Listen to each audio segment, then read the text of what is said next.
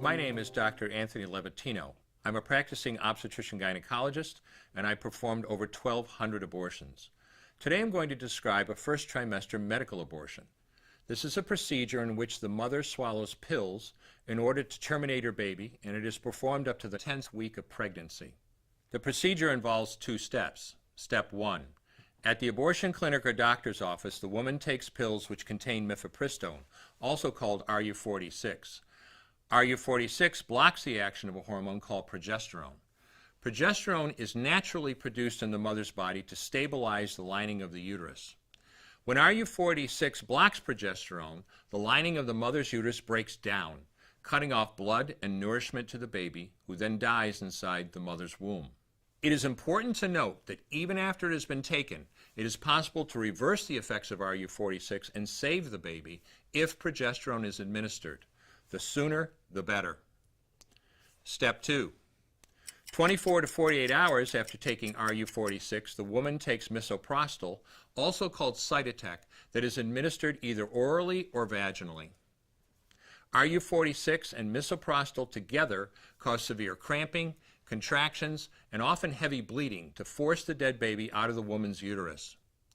The process can be very intense and painful, and the bleeding and contractions can last from a few hours to several days.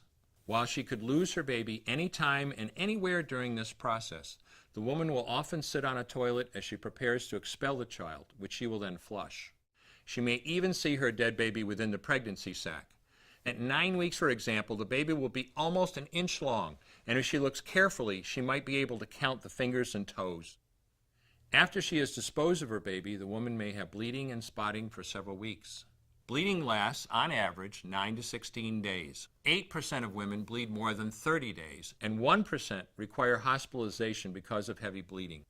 The failure rate increases as the pregnancy progresses. If failure occurs, she will usually be offered a surgical abortion. For the mother, medical abortion often causes abdominal pain, nausea, vomiting, diarrhea, headache, and heavy bleeding.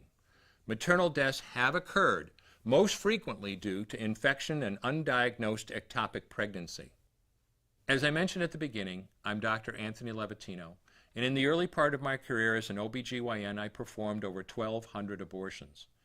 One day, after completing one of those abortions, I looked at the remains of a preborn child whose life I had ended, and all I could see was someone's son or daughter. I came to realize that killing a baby at any stage of pregnancy for any reason is wrong. I want you to know today, no matter where you're at or what you've done, you can change. Make a decision today to protect the preborn. Thank you for your time. I will no longer do any more abortions.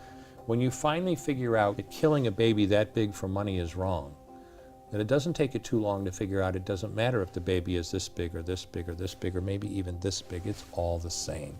And I haven't done any since then, and I never will.